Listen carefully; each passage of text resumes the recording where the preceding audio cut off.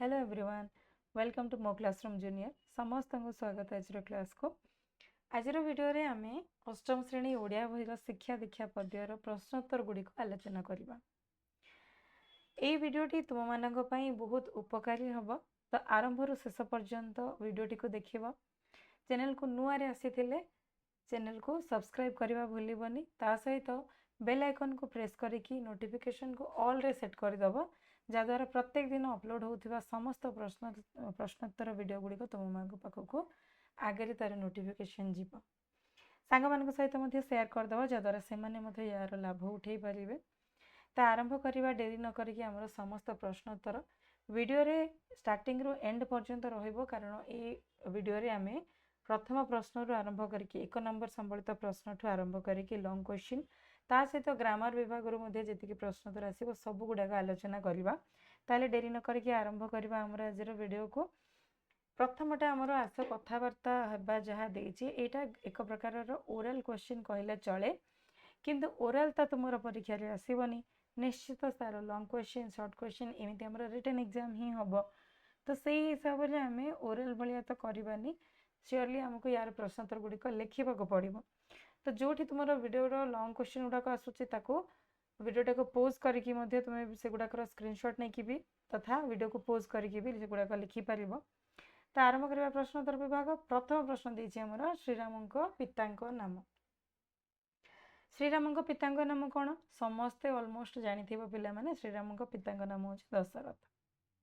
द्वितीय प्रश्न राम सहित आउ किए किए वनवास जाइथिले राम सहित आउ किए किए वनवास जाइथिले कहबनी हनुमान जाइथिले बोली हनुमान सहित जो मिलन होता ताहा वन जाइथिला वनवास समय होता किंतु राम सहित जदि किए वनवास को जाइथिले पचारे आमर पत्नी सीता आ अनुज बा छोट भाई लक्ष्मण तो लिखा राम सहित पत्नी सीता और अनुज लक्ष्मण वनवास को जाइथिले।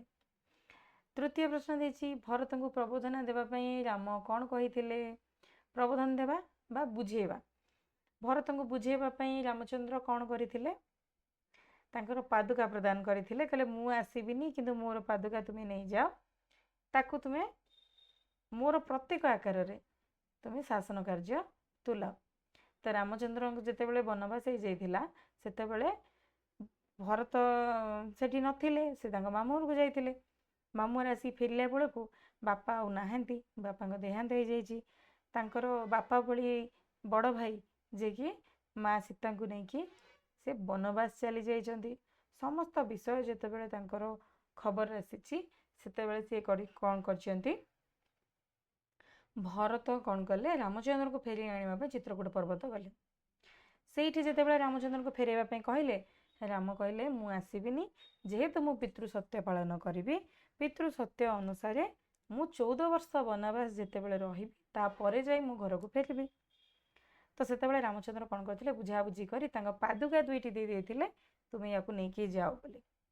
तो लिखिबा भरत को प्रबोधन देवा पई रामचंद्र तांको निजर पादुका प्रदान करथिले। नेक्स्ट क्वेश्चन दशरथ प्राण त्याग पूर्व केउ विषय सूचना मिले सॉरी प्राण त्याग घटना को सूचना मिले ऑब्वियसली दशरथ देहांत केमती होइथिला तांको पुत्र वियोग रे तो पुत्र प्रति पितार स्नेह तांकर आंतरिकता रही थाए दशरथ प्राण त्याग घटना से विषय सूचना मिले कारण रामचंद्र को झूरी से मरी जाइथिले ना।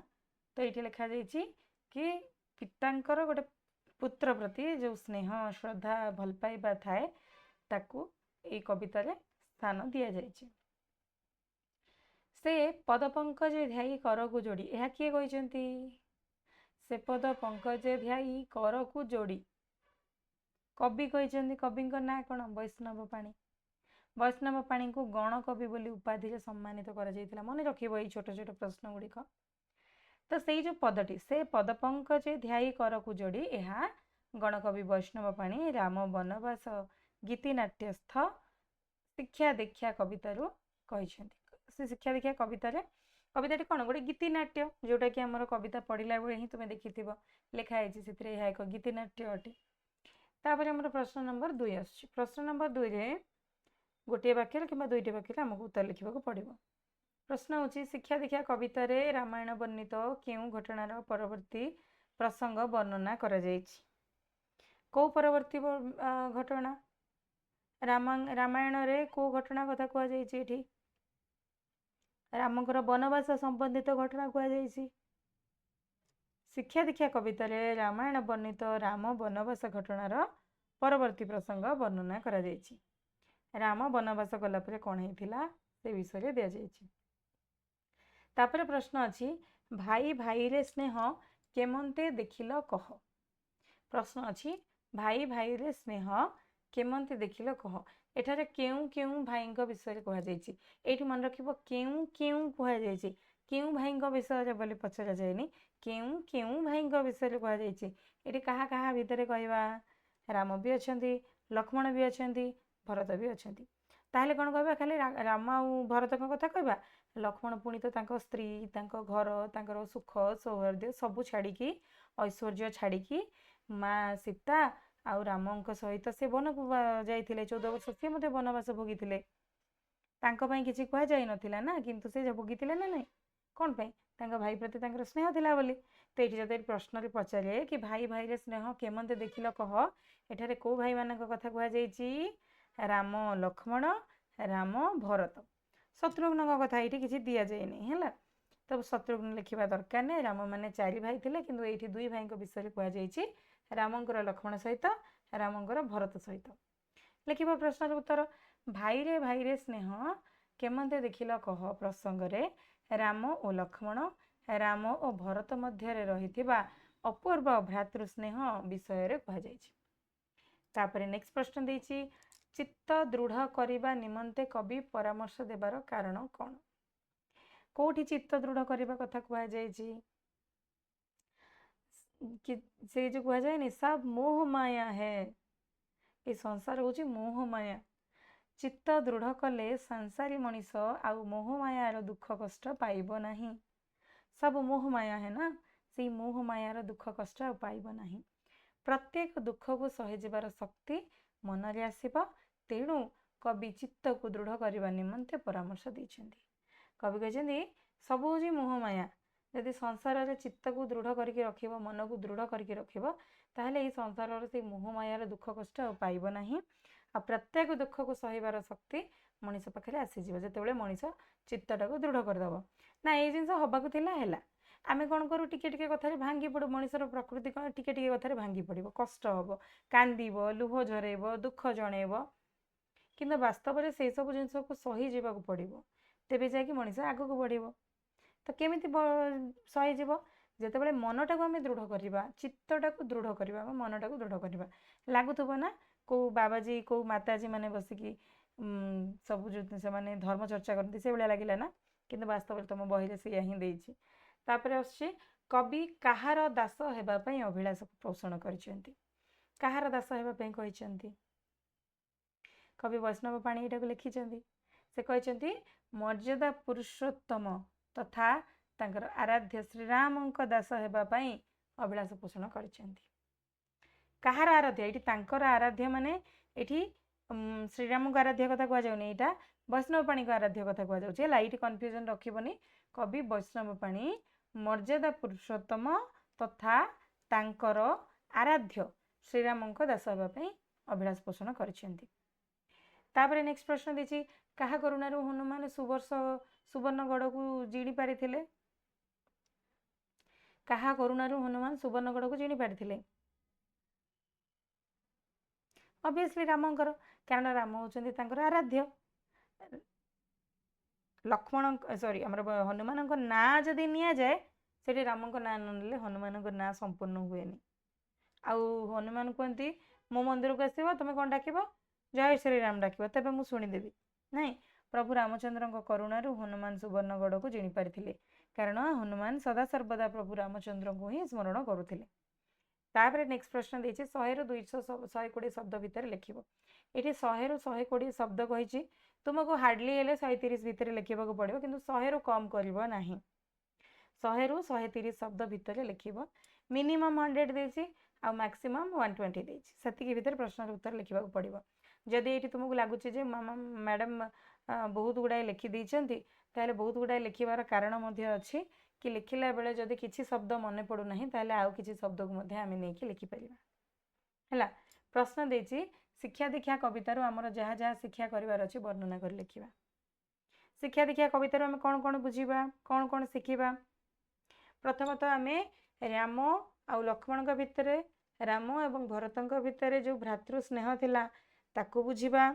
द्वितीय जिनस आम पितृभक्ति विषय शुणा पढ़ा बुझा। ये रामचंद्र कौन करथिले पिता दशरथंकर सत्य रक्षा करने 14 वर्ष वनवास भोगी थे।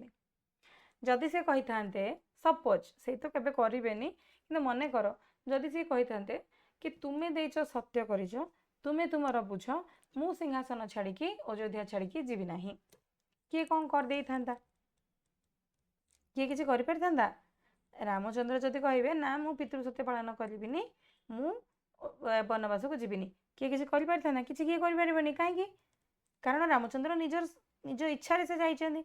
इच्छा थिला कौन कि मो बापा जो प्राण जाए पर बचन न जाए जो कथा अच्छी जे रामचंद्र कही आमर जो तांकर रघुकुलर नियम होची कि जीवन चलीज पछे आम प्राण चलीज पछे आम सत्य रक्षा करूँ से सत्य रक्षा पालन करने से जाइए तो आम पितृभक्ति निश्चित शिखा। भाई भाई भितर स्नेह राम और लक्ष्मण भितर जो थिला राम और भरत भितर जो थिला से स्नेह श्रद्धा आम बुझीपर। तो लिखला बेले उत्तर लिख प्रथम लिख पितृभक्ति। पितृभक्ति कौन ना रघुवीर रामचंद्र पितृभक्तिर अमलिन स्वाक्षर थे से गोटे चिन्ह थे। से पितृ आज्ञा को यथार्थ भाव में पालन करने 14 वर्ष वनवास जाते। राज्याभिषेक आयोजन बेले से पिता सत्य रक्षा उपर अधिक गुरुत्व देते। पितृ सत्य रक्षा करने को जाई से वनगमन करते। रामचंद्र निकट में पितृभक्ति और निज वंशर मर्यादा अधिक गुरुत्वपूर्ण थिला। एतिक लिखिपर आहरी अधिक लिखार अच्छी यू कैन राइट। तापर आम भ्रातृस्नेह विषय। भ्रातृस्नेह विषय कौन पढ़िले कि कौन शिखिले आम कविता भितर अयोध्या राज परिवार भाई भाई भितर जो स्नेह थिला सी थिला अतुट। बड़ भाई रामचंद्र को सान भाई लक्ष्मण और भरत आज्ञावह भाव में सेवा करुले। सी कौन भावुले सी हूँ गोटे द्वितीय पिता बोली भावुले। आउ राम वनवास जावाक बाहर लक्ष्मण सहित वन को जाते। सेमती रामचंद्र को वन रू फेरे आने भरत चेष्टा करते। शेष से रामंकर पादुका आनी सिंहासन स्थापी निजे सेवक रूपे राज्य शासन करते। एथिरु आमे भाई भाई भितर स्नेह भक्तिर समस्त संपर्क विषय बुझीपारुचे। तृतीय थिला पतिव्रता। पतिव्रता कौन थिला सीता थिले राजनंदिनी से थिले राजबधू। सी जदि चाही थांते कि रामचंद्र को जदि वनवास होता रामचंद्र जाते मु कहीं जीवी मु आराम कहीं रही अयोध्या बण फलमूल कहीं कहीं रही भितर पतिव्रता स्नेह था से शिखा कथा। स्वामी पितृसत्य रक्षापी वन को जावा समय से सहित वन को जाते। स्वामी को छाड़ी राजपुरी कौन सुख को से कामना करते बरं पतिव्रता धर्म पालन कर से स्वामी अनुगामिनी होते। कवि सीता उदाहरण दे महिला मान उपदेश दे सीतांकर परी पतिव्रता होगापी परामर्श देइछन्ति। तापरे थिला पुत्र स्नेह मध्य शिखिले। कौन थिला पुत्र स्नेह दशरथ पुत्र स्नेह अंध होइकि निजर सत्य पथर दूरे जावाक चाहिए किंतु रामचंद्र कौन कले पिता सत्य रक्षापी वनगमन करते।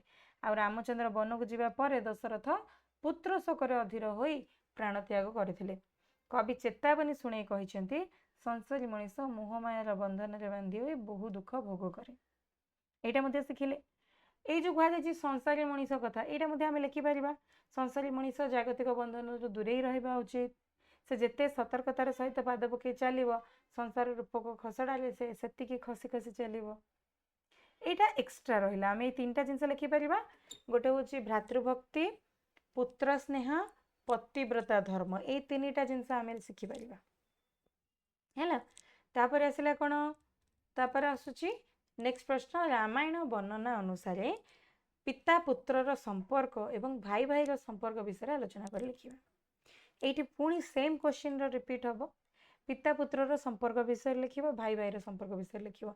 एठी आमे जहाँ एबे पढ़िले से ही पिता पुत्रर संपर्क लिखिबो। जेमती रामायण रे पिता पुत्रर संपर्क कथा मु कहली आउ थरे एक्सप्लेन कर दोछि कि रामायण रे पिता पुत्रर संपर्क विषय रे सुंदर भाव में वर्णना करा जायछि। से राजा हेबा साधारण प्रजा समस्ते सांसारिक जीवन में पत्नी ग्रहण कला पर पुत्र कामना करिथांती। समस्तंकर विश्वास थाए पुत्र ही तांकर पिंड पाणीर कारण हम। କଥାରେ ଅଛି ନା, ପୁତ୍ର ନାମକ ପୁତ୍ର ନରକରୁ ଉଦ୍ଧାର କରିବ, ଏଇଭଳିଆ କୁହାଯାଏ। ପୁତ୍ର ହିଁ ହେବ ଦେଶ ତାଙ୍କର ଭାଗ୍ୟ ଆଉ ଭବିଷ୍ୟତ। କିନ୍ତୁ ତାଙ୍କର ବଂଶ ଆଉ କୁଳର ମର୍ଯ୍ୟାଦା ବଢ଼ିବ ବୋଲି ସେ ଭାବନ୍ତି। କିନ୍ତୁ ରାଜା ଦଶରଥଙ୍କ ବିବାହର କଥା କ'ଣ କୁହାହେଲା? ରାଜା ଦଶରଥଙ୍କ ବିବାହ ପରେ ତାଙ୍କର 4ଟି ସନ୍ତାନ ଜନ୍ମ ହୋଇଥିଲେ, ରାମ, ଲକ୍ଷ୍ମଣ, ଭରତ ଏବଂ ଶତ୍ରୁଘ୍ନ। ତୁମେ ବର୍ଣ୍ଣନା କରିବ, ଏତେ ସବୁ ବର୍ଣ୍ଣନା ନ କରିକି ସିଧାସଳଖ ମଧ୍ୟ ଲେଖିପାରିବ। ଲେଖିବ କ'ଣ? ପୁତ୍ର ଜନ୍ମ ପରେ ଦଶରଥ ବେଶ ଆନନ୍ଦିତ ହୋଇଥିଲେ। ସେଇ ପୁତ୍ରମାନଙ୍କୁ ବେଶ ଯତ୍ନରେ ଉପଯୁକ୍ତ ଶିକ୍ଷା ଦେଇ ଲାଳନ ପାଳନ କରିଥିଲେ। ପିତା ପୁତ୍ରର ସମ୍ପର୍କ ଜନ୍ମ ଜନ୍ମର ସମ୍ପର୍କ। ତାପରେ କୌଣସି ଏକ ଦୁର୍ବଳ ମୁହୂର୍ତ୍ତରେ ରାଜା ଦଶରଥ ତାଙ୍କ ମଝିଆ ରାଣୀଙ୍କୁ ଯେଉଁ କଥା ଦେଇଥିଲେ, ସେ 2ଟି ବର ପ୍ରଦାନ କରିବେ, ସେଇ ବର ଅନୁସାରେ ରାମଚନ୍ଦ୍ରଙ୍କୁ ବନବାସ ଯିବାକୁ ପଡ଼ିଲା 14 ବର୍ଷ ପାଇଁ। ଦ୍ୱିତୀୟ ବରରେ ଥିଲା ତାଙ୍କ ପୁତ୍ର ଭରତ ସିଂହାସନ ଆରୋହଣ କରିବେ। ଏଭଳି କଥା ଶୁଣି ରାଜା ଦଶରଥ ଦୁଃଖରେ ଭାଙ୍ଗି ପଡ଼ିଲେ। ତାଙ୍କ କଥାକୁ ଫେରାଇ ନେବା ପାଇଁ ସେ ରାଣୀ କୈକେୟୀଙ୍କୁ ଅନୁରୋଧ ମଧ୍ୟ କରିଥିଲେ। କିନ୍ତୁ କାରଣ ରାମଙ୍କୁ ଛାଡ଼ି ରାମଙ୍କ ପ୍ରତି ଏଭଳି ଅବିଚାର କରି ସେ କେବେ ହେଲେ ବଞ୍ଚିପାରିବେ ନାହିଁ, ସେ କଥା ସେ ସଠିକ ଭାବରେ ଜାଣିଥିଲେ, ଆଉ ସେଇଆ ହିଁ ହେଲା। ପୁତ୍ର ପିତାର ସତ୍ୟ ରକ୍ଷା କରିବା ପାଇଁ ସେ ବନକୁ ଗଲେ, ଆଉ ରାମଙ୍କୁ ନ ପାଇକି ଦଶରଥ ତାଙ୍କ ବିରହରେ କାନ୍ଦି କାନ୍ଦି ଦେହତ୍ୟାଗ କରିଥିଲେ। ମାତ୍ର କୌଣସି କଥାରେ କୈକେୟୀ ରାଜି ହେଇନଥିଲେ। ଏଇଟା ଆମର ପିତା ପୁତ୍ରର ସମ୍ପର୍କ ବିଷୟରେ ପଢ଼ିଲେ। ତାପରେ ଆମକୁ ଯଦି କହିଥିବ ଭାଇ ଭାଇର ସମ୍ପର୍କ ବି ଦେଇଛି, ଭାଇ ଭାଇର ସମ୍ପର୍କରେ ସେମିତି ଲେଖିବ। ରାମାୟଣରେ ଭାଇ ଭାଇର ଅନାବିଳ ସ୍ନେହର ବର୍ଣ୍ଣନା କରାଯାଇଛି। ସେଇ ସ୍ନେହ ଅପରପକ୍ଷରେ ରାମଚନ୍ଦ୍ର ମଧ୍ୟ ତାଙ୍କର ଅନୁଜମାନଙ୍କୁ ପ୍ରାଣରୁ ଅଧିକ ପ୍ରିୟ ମନେ କରୁଥିଲେ। ଆଉ ଅଯୋଧ୍ୟା ରାଜପୁରୀରେ ଭାଇ ଭାଇରେ ଥିଲା ସ୍ନେହ ନିବିଡ଼। ରାମ, ଲକ୍ଷ୍ମଣ, ଭରତ, ଶତ୍ରୁଘ୍ନ କେହି କାହାକୁ ମୁହୂର୍ତ୍ତେ ଛାଡ଼ି ରହିପାରୁନଥିଲେ। ରାମଚନ୍ଦ୍ରଙ୍କ ବନବାସ କଥା ଶୁଣି ଅନୁଜ ଲକ୍ଷ୍ମଣ ମଧ୍ୟ ତାଙ୍କ ସାଥିରେ ବନଗମନ କରିବାକୁ ବାହାରିଥିଲେ। ଆଉ ରାମଚନ୍ଦ୍ର ଯେତେବେଳେ ପିତୃସତ୍ୟ ପାଇଁ ବନଗମନ କଲେ, ଅନୁଜ ତାଙ୍କ ସାଥିରେ ଯାଇଥିଲେ।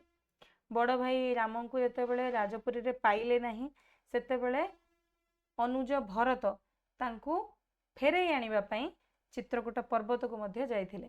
ଏଇଠି ତୁମେ ଲେଖିପାରିବ, ଭରତଙ୍କ ଚିତ୍ରକୂଟ ନାମକ ସ୍ଥାନରେ ବଡ଼ ଭାଇ ରାମଙ୍କୁ ସାକ୍ଷାତ କରିଥିଲେ। ଅଯୋଧ୍ୟା ଫେରିବା ପାଇଁ ଭରତ ରାମଚନ୍ଦ୍ରଙ୍କୁ ଅନୁରୋଧ ମଧ୍ୟ କଲେ, କିନ୍ତୁ ରାମଚନ୍ଦ୍ର ଅରଣ୍ୟରୁ ଆଉ ରାଜପୁରୀକୁ ଫେରିବେ ନାହିଁ ବୋଲି ଭରତଙ୍କୁ ବୁଝେଇ କହିଥିଲେ। ତଥାପି ସାନ ଭାଇକୁ ପ୍ରବୋଧନା ଦେବା ପାଇଁ ସେ ତାଙ୍କର ପାଦୁକା ଦେଇଥିଲେ, ଆଉ ପ୍ରବୋଧନା ଦେଇ ସେ ଭରତଙ୍କୁ ଅଯୋଧ୍ୟାକୁ ପଠାଇ ଦେଇଥିଲେ। ଶ୍ରୀରାମଙ୍କ ପାଦୁକାକୁ ସିଂହାସନରେ ସ୍ଥାପନ କରି ଭରତ ଶ୍ରୀରାମଙ୍କ ସେବକ ଭାବରେ 14 ବର୍ଷ କାଳ ଜଟାବକ୍କଳ ଧାରଣ କରି ରାଜଶାସନ କରିଥିଲେ। ଏଠାରେ ଆମେ ରାମ, ଲକ୍ଷ୍ମଣ, ଭରତ, ଶତ୍ରୁଘ୍ନଙ୍କ ଭିତରେ ଯେଉଁ ଭାଇ ଭାଇର ପବିତ୍ର ସ୍ନେହ ଥିଲା, ସେ ସମ୍ପର୍କରେ ଜାଣିବାକୁ ପାଇଲେ। ଭ୍ରାତୃଭାବକୁ ବଜାୟ ରଖିବା ପାଇଁ ମନରୁ ଅହଙ୍କାର ଦୂରେଇ ଦେବାକୁ ହେବ, ଏହା କବି ପରାମର୍ଶ ଦେଇଛନ୍ତି। କୁହାଯାଇଛି ନା, ଭାଇ ଭାଇରେ ସ୍ନେହ କେମନ୍ତେ ଦେଖିଲ କହ, ବୃଥା ଅହଙ୍କାର ନରେ ଆଉ ନ ପଡ଼, ଦେଇଛି ନା କବିତାରେ। ନେକ୍ସଟ ଆମର ସରଳ ଭାଷାରେ ବୁଝେଇ ଦିଏ, ଯେଉଁଟା ଅଛି ଆମର ସରଳାର୍ଥ ପ୍ରଶ୍ନ। ଏଇଟା ସରଳାର୍ଥ ଲେଖିବାର ସହଜ ଉପାୟ ମୁଁ କହିଥିଲି। ପ୍ରଥମେ କବିଙ୍କ ନାଁ, କବିତାର ନାଁ ଏବଂ କବିତାର ଭାବ, ଏଇ 3ଟା ଜିନିଷ ଲେଖିଲା ପରେ ଆମେ ବର୍ଣ୍ଣନା କରିବା ଶବ୍ଦ ଗୁଡ଼ିକୁ। ଭାଇରେ ଭାଇରେ ସ୍ନେହ କେମନ୍ତେ ଦେଖିଲ କୁହ, ବୃଥା ଅହଙ୍କାର ନରେ ଆଉ ନ ପଡ଼। ଏଥିରେ କ'ଣ ଲେଖିବ? ସେମ୍ ସଂସ୍କୃତ ପଦ୍ୟାଂଶ ସେଠି ଗଣକବି ବୈଷ୍ଣବ ପାଣିଙ୍କ ରାମ ବନବାସ ଗୀତିନାଟ୍ୟସ୍ଥ ଶିକ୍ଷା ଦୀକ୍ଷା କବିତାରୁ ଆସିଛି। କବିଙ୍କ ନାଁ, କବିତାର ନାଁ ଆଉ କେଉଁଠୁ ଆସିଛି ଗୀତିନାଟ୍ୟ, ତା ନାଁ ଲେଖିଦେଲେ। ଏଇଠି କ'ଣ ଦେଖିଛେ ଆମେ? ଏଠାରେ କବି ଅଯୋଧ୍ୟାପୁରରେ ରହିଥିବା ଭ୍ରାତୃପ୍ରେମର ଉଦାହରଣ ଦେଇ ତାହାକୁ ସମସ୍ତେ ଅନୁସରଣ କରନ୍ତୁ ବୋଲି ପରାମର୍ଶ ଦେଇଛନ୍ତି। ଏଥିରେ ସେ କ'ଣ କହିଛନ୍ତି? ବୈଷ୍ଣବ ପାଣି ରାମ ବନବାସ କଥାବସ୍ତୁ ବର୍ଣ୍ଣନା କରିବା ଅବକାଶରେ ଏଭଳି କହିଛନ୍ତି। ଆଉ ଏଇଠି ସେ କ'ଣ କହିଛନ୍ତି? ପିତୃସତ୍ୟ ରକ୍ଷା ପାଇଁ ରାମଚନ୍ଦ୍ର 14 ବର୍ଷ ବନବାସ କରିବାକୁ ବାହାରିଲେ। ଅଗ୍ରଜ ରାମଚନ୍ଦ୍ରଙ୍କ ବନବାସ ଯିବା କଥା ଶୁଣି ଅନୁଜ ଲକ୍ଷ୍ମଣ ତାଙ୍କ ସହିତ ବନକୁ ଯିବାକୁ ବାହାରିଲେ। ସେମାନଙ୍କ ମଧ୍ୟରେ ରାମଚନ୍ଦ୍ର ଆଉ ଲକ୍ଷ୍ମଣଙ୍କ ଭିତରେ ଭ୍ରାତୃପ୍ରେମ ଏତେ ଅଧିକ ଥିଲା ଯେ ରାମ ବିନା ଲକ୍ଷ୍ମଣ ରାଜପୁରୀରେ ରହିବାକୁ ଇଚ୍ଛା କରିନଥିଲେ। ଆଉ ବଡ଼ ଭାଇକୁ ଅରଣ୍ୟରେ ସଦାବେଳେ ସାହାଯ୍ୟ କରିବାକୁ ଲକ୍ଷ୍ମଣ ବନକୁ ଯାଇଥିଲେ। ଏପଟେ ଭରତ ମାମୁଁ ଘରୁ ଫେରି ଦେଖିଲେ ବଡ଼ ଭାଇ ରାମଚନ୍ଦ୍ର ବନକୁ ଯିବା ଘଟଣା ଅବଗତ ହେଲେ। ସେ କୈକେୟୀଙ୍କୁ ଅନେକ ତୁଚ୍ଛା ରଟନା ମଧ୍ୟ କଲେ। काल विलंब न करी रामचंद्र राजपुरी को फेरई आनिबा पई बोली भरत वन को जाइथिले। चित्रकूट नामक स्थान रे तांको देखा भी करथिले। भरत बाध्य करिबारु रामचंद्र तांको पादुका दुईटी प्रदान कले एवं प्रबोधना दे फेरई देले। भरत मध्य सिंहासन रे राजा रामचंद्रंकर बा तांको भ्रातांकर पादुका को स्थापन करी तांको प्रतीक स्वरूप निजको एक सेवक भली शासन कार्य चलैथिले। एठारे आमे भाई भाई भितर स्नेह देखिले। कवि मतरे कवि कौन कहते मनरु जदि वृथा बड़ीमा बा अहं भाव को दूरे देबा ताहेले भ्रातृत्व भाव रे बुड़ी रहिले जीवन रे आउ कौनसी प्रकार दुख अशांति रहिबो नाही। भाई भाई भितर भाई हेला भगारी बोली कह जाए किंतु वास्तव में भाई हेला भगारी कि एठी जदि चेष्टा करिथांते जदि चाहि थांते भरत आराम से 14 वर्ष शासन करि परिथांते किंतु से कौन करते तांका भाई को फेरी आनिବାକୁ चाहिए। सेठारे अहं भाव नथिला मु कहीं राजा हेबिनी से कहीं राजा हे ये भावना भी नथिला सेमानक भितरे। अनेक स्नेह श्रद्धा सम्मान रे सेमाने प्रतिपालित होउथिले। तेणु सेमानक भितरे जो भ्रातृत्व अछि ताको अहं भाव काटि दे पारि नथिला। नेक्स्ट द्वितीय प्रश्न देछि पीड़ना मन को केभे जड़ी माया मोह लोभे सबु सुख मिले चित्त रहिले दृढ़। चित्तर को जदि हमें दृढ़ करके रखिबा ताइले समस्त पीड़ा मोह माया रो हमें दूरे की रहिबा। कवितार ना लिखिबा संस्कृत पद्यांशटी गणकवि वैष्णव पाणीक जन्मप्रिय गीतिनाट्य राम वनवास संयोजित शिक्षा दीक्षा कवितार आसी अछि। एठार कवि संसार मोहमाया रे बुड़ी रही दुख भोग करुथिबा मनीष माननकु सर्वकालीन चेतावनी दैछन। से कौन चेतावनी दैछन्ति से कहिछन्ति संसारी मनीष संसार सुख पई बहु कष्ट वरण करे। संसार प्रत्येक सदस्यंकर दुख कष्ट को निज हृदय रे से अनुभव करे। फल से ही मोहमाया हेतु ता जीवन में दुख अशांति लगी रही थाए। आ यही प्रसंग रे कवि कहिसेंती जे जदि देवता धरापृष्ठ रे जन्म नहीं संसारी हुंती ताहेले से मध्य दुख अशांति भोग करिथांती। जेते सावधानतार सहित पाद पकेले मध्य जेकोसी समय रे संसार रूपक खसड़ा रास्तार पाद खसी जीवार संभावना थाए। उदाहरण रामचंद्र मनीष जीवन पाइछन्ति। रामचंद्र जो मनीष एक जन्म होइछन्ति से कोन वास्तव रे मनीष थिले से थिले किए सी होइछन्ति ईश्वरंकर रूप विष्णुंकर रूप किंतु से कोन करथिले मानव रूप रे जन्म होइथिले। हेले मानव रूप रे जन्म हैला परे मध्य जेते से संसारी हेइ गले तो तांका मन रे मध्य बहुत जिंस कष्ट दोथला। जेमिति सीतांकर हरण हैला से सेई मोहमाया भितरे पसिले सीता को फेरे आनिबा पई चेष्टा कले। सीता को खोजिबा पई से काकुस्ती मिनती हे कि बहु कांदीचंती। एगुडा कोन संसार रूपक माया मोह। तेणु कवि संसारी मनीष माननकु मोहमाया रे जड़ित रही मन को पीड़ित न करिबा पई परामर्श दैछन्ति तथा कर्म उपरे दृढ़ता एवं भगवान उपरे अखंड विश्वास रखिले आ कोनोसी प्रकार दुख रहिबो नाही एक कथा मध्ये से कहिसन्ति। से कहिसन्ति मन को दृढ़ करिबा उपरे कवि विशेष गुरुत्व दैछन्ति। वास्तविक कविंकर परामर्श यथार्थ मन होइथाय। वास्तविकता यह जदि आमे कष्ट सहिबा को चाहिबा ताहेले निश्चित भाव रे सहिबा। नेक्स्ट आमर देछि शिक्षा दीक्षा। कवितार ये शब्दटा व्यवहार करा जाय कवितार ना ही शिक्षा दीक्षा।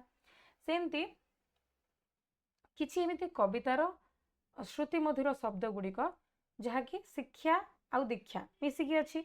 माने कवितार शेष आमे कवितार प्रत्येक धाड़ी देखिबा से धाड़ीर शेष अक्षरटा शेष शब्दटा राइमिंग वर्ड्स जा कहूचे आमे शेष दुईटा शब्द सेम सेम लागिबो। जेमती अच्छी गोटे जगह भक्ति आउ नीति सेमती केड़े छाड़े सेमती गुढ़ बाड़ सुधा आउ विघ्न बाधा केभे लोभे छाड़ पड़ लोड़ बाड़ देखु देखी सुखी आस दास जोड़ गड़ एगुड़ाक कविता भितर अच्छी।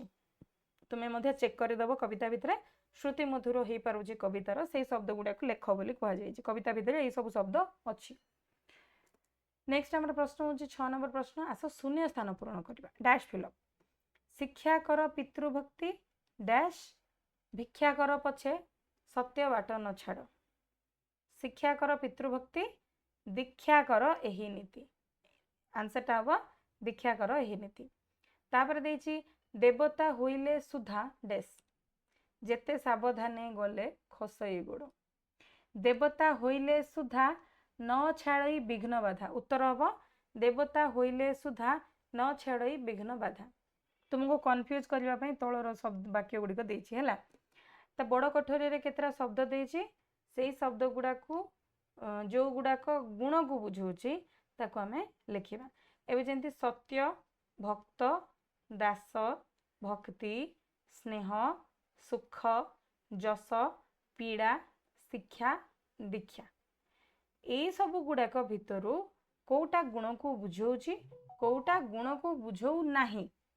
प्रश्न होची जोटा गुण को बुझाऊ नाही ताकू लिखिबो। सत्य सत्य कौन ये गोटे गुण तो ये लिखिबनी। भक्त भक्त कौन गुण भक्तिटा गुण भक्त गुण नुहे तो तुम आंसर लिख भक्त। दास दासत्व बोली कहले आम गुण बोली कहि परिबा किंतु दास दास तो गोटे आमर गुण नुहे तो ये लिख दास। सेमती भक्ति भक्ति गोटे गुण स्नेह गोटे गुण सुख सुख हो गला। जस जस लिखिब। पीड़ा पीड़ा लिखिब एगुड़ाक गुण नुहे। नेक्स्ट 8 नंबर प्रश्न देछि तले दि जाइथिबा उक्ति मध्यरु केउटी जेउटी कविंकर परामर्श नुहे बोली भाबुछ ताको लेख। सत्यर बाट न छाड़िबा पई कहिसंदी ठीक। अहंकार न करिबा पई कहिसंदी ठीक। चित्त दृढ़ न करिबा पई एटा तो न करिबा कहला बेलକୁ जणा पड़ जाउची आ उत्तरटा कोन से कहछन चित्तटा को दृढ़ कर एठी कह जाय चित्त दृढ़ न करिबा पई ता माने एटा ठीक उत्तर हबो। तापर आसिला स्नेहर बाड़ ममतार डोर स्नेहर सूता विघ्न बाधा भाई भाई पिता पुत्र माया मोह दृढ़ चित्त भक्ति सत्य ये सब जो शब्द गुड़ाक कहगला आपको लगे गोटे कविता रचना करने कहुई। गोटे कविता लिखी संग्रह करके तुम्हें निजे तैयारी कर। कविताटी अच्छी स्नेहर बाड़ परिवार लागिछि ममतार डोर स्नेहर सूता पिता माता सभी को कही प्रिय कथा। पिला मैंने बारंबार कहूँ जदि लिखिबार अच्छे आंसर गुड़िक ताहले तुम्हें या स्क्रीनशॉट भी नहीं लिखिपर कि पोज करके आंसर गुड़ाक लिखिपर। स्नेहर बाड़ परिवार लागिछि ममतार डोर स्नेहर सूता पिता माता सभी को कही प्रिय कथा। सेमिति नदेई मने बाधा विघ्न भाई भाई रे प्रिय सदा पिता पुत्र रे थाए प्रिय संसार यह माया मोह मन चित्त को दृढ़ करे कपट भाव परिहर गृह जन गुरु जन रे भक्ति करी सत्य दिन नेबहरी। ये आ गए 10 नंबर प्रश्न देछि लोभ शब्दरु नाम धातु क्रिया गठन कले जेमती लोभेबा बा लोभाइबा हेई थाए सेमिति नाम धातु क्रिया गठन करी वाक्य लेख। प्रश्न रे देछि बाट बाटरु बाटोइबा हबो वाक्य रे जदि व्यवहार करिबा नुआ पिलां को बाटैबा पई मु हरि को पठेछि। सेमती गोड़ गोड़र गोड़ेबा काहारी पछरे गोड़ेले केही भलो बड़ हुए नाही। तापर एमिति आमे नुआ वाक्य भी तैयारी करि परिबा तमे नेता मानक पछरे गोड़ेबा उचित नुहे ए भलिया लिखि परिबो। मन मनर मनेबा पिलां को मनेबा लागि शिक्षक बहुत चेष्टा कले किंबा मु आज रागी जाइथिबारु मो बाबा आज मते मनेबा को बहुत चेष्टा कले। तापर आखि आखिरु आखेबा आखेबा माने कोन आखेबा रहउची दृष्टि पकेबा पर द्रव्य को आखेबा उत्तम व्यक्तिर लक्षण नुहे। सेमती हाथ हाथर हाथेबा हाथेबा माने निजर कार्य सिद्धि पाई से तुमको हाथेइछे हाथर करिबा बा ताको अख्तियार करिबा। तापर 11 नंबर प्रश्न देछि एका बलिया लागुथिबो किंतु तार अर्थ भिन्न हेथिबो जेमती सुधा आ सुधा देटा जाकर अर्थ भिन्न किंतु दी जन जाक देखिया को सेम तो सुधा आ सुधार लिखि परिबो। सुधार वाक्य कौन हम देवता माने सुधा पान करी अमर होइचंती सुधार अर्थ होची अमृत। आ गोटे सुधा तुम्हें काली सुधा कट पड़े जिबा भलो। सेमती आस आस दीटा अच्छी यही आस होची कौन आशा इच्छा आकांक्षा यही आसर अर्थ होची आस बोली डाकिबा कम बोली डाकिबा।